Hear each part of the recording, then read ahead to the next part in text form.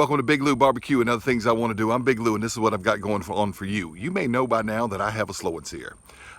Matthew Barlow at Barlow BBQ, he's totally culpable for it. He talked me into trying to get one, and Adrenaline Barbecue Company sent me one.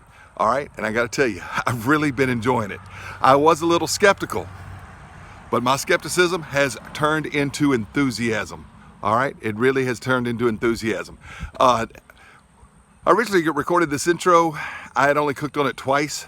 Most of the information you see here is going to be after I've only used the slow and sear twice. I've now used it 4 or 5 times, and I got to tell you, I really do like it. I'm going to have a more advanced review of it coming up after I have cooked on it and done some more low and slow stuff and stuff like that with it. But anyway, I've got 5 grills, smoker things that are 22 inches big, and so that was designed for the Weber. 22.5 inch Weber, right? Well, I've got some other grills in that range, and you may have them too. And if you're wondering, hey, I wonder if it'll fit my grill that's 22 inches. Well, let's see. If I have one of them, maybe I can show you how well it fits. Big Lou BBQ. All right, I don't have an external mic. I hope you can hear me. This is my Old Smokey. We're gonna see if it fits that. I like Old Smokeys, cooked on them for a long time. They're not made far from where I live, just about 2-hour drive away in Houston, Texas. They're real popular in the Gulf South, but they're just 2 buckets on top of each other and a little plate to put charcoal on. Most of them only last 2 to 5 years. I've had this one 6 years. That's because I've done some maintenance and tried to take care of it, but it's not going to last as long as the slow and sear. Want to find out if it fits that one? I saw a video by Tom Horseman. Told you I'm dropping some names in here. Tom Horseman said it looks like it's made for it. We're going to find out what I think about that. This is my Weber kettle. I got it at an auction, charity auction thing for 50 bucks. And can't live without a Weber kettle. You gotta love them, all right? This is a Stōk grill. It's a 22-inch grill as well. We'll find out if it fits this. I got the Stōk grill at a, what do you call it, a liquidation store, a salvage store for $38 in the box. This is the members Mark Kettle Grill. It's sold at Sam's Club. My mother gave this to me as a gift this past February. We were in Sam's. I was noticing the cast iron grate, and she says, "You want it?" I said, "Yeah." Now I saw a video with Scott at TheRealShowBBQ where he's cooking in a slow and sear in one of these, so I got a feeling it's going to fit this one. Don't know about this one. Darn sure about this one. Probably that one, because Tom Horseman said so. Now, got a 55-gallon drum smoker. 55-gallon drums are 22 inches wide, 22.5 inches wide, like these kettles. Will it fit in my drum smoker? Let's find out. Well, why are you showing us the Weber, Big Lou? We know it fits that. It was designed for the Weber. Well, I want to show you it fits under these tabs. You've got a little area here between the charcoal basket part and the wall of the Weber, and the grates go on like that. Now I just got the standard grate that goes with the standard Weber kettle. I don't have to flip up the sides. I may have to get that, but this is right at the grate level. In fact, if I put it like that, that bar sits on it and it rocks a little bit. So it's real close for searing. If that's what you're interested in, is searing.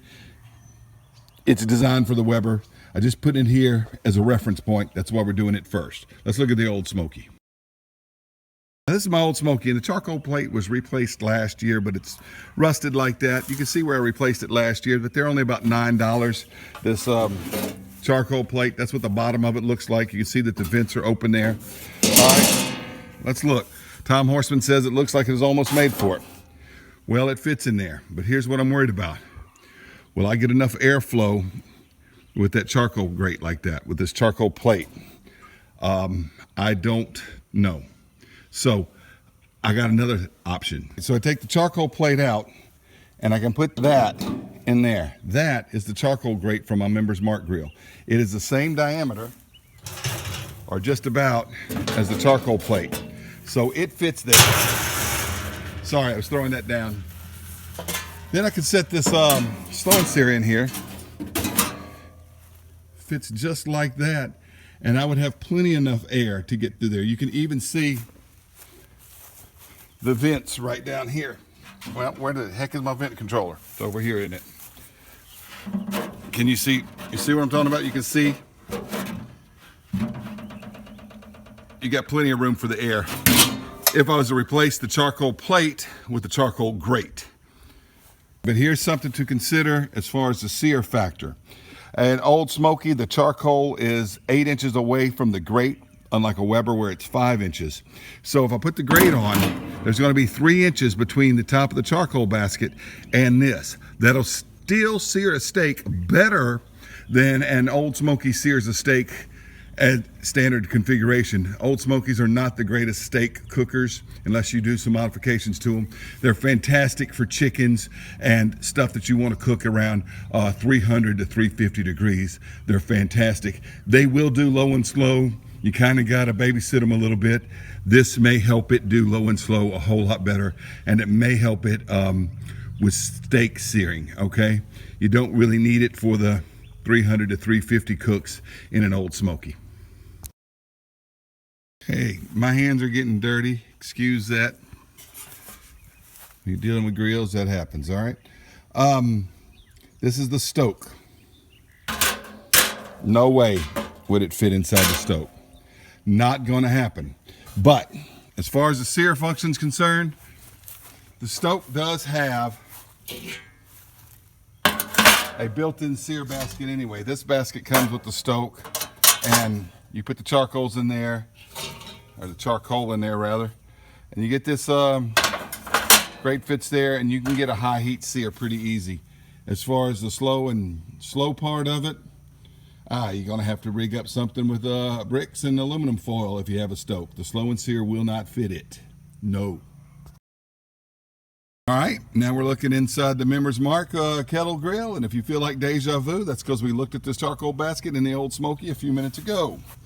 All right, guess what? Fits that as well as the Weber. Maybe a little bit, 1/8 of an inch or something, a little more clearance between that and the grill. You got that cast iron grill on here. The only thing I'd worry about, your air vent holes on here are smaller than the Weber. I'd be mindful of air intake if you're using one on a members Mark, but it fits in there like a glove. You can bet I'll be trying it out with the members Mark. All right, let's look down inside my ugly drum smoker. I've got 3 levels. This top level here is about 3 inches from the lip. That level there is where I normally cook. Pull it out. Now I've got this level down here where I usually put in a heat diffuser plate, but I could grill down there if I needed to or something. Goes inside a 22-inch drum just fine. So let's say that I was cooking something in here and I really didn't need to use a whole bag of charcoal. Something a little smaller, you know? Let me get past the thermometer there.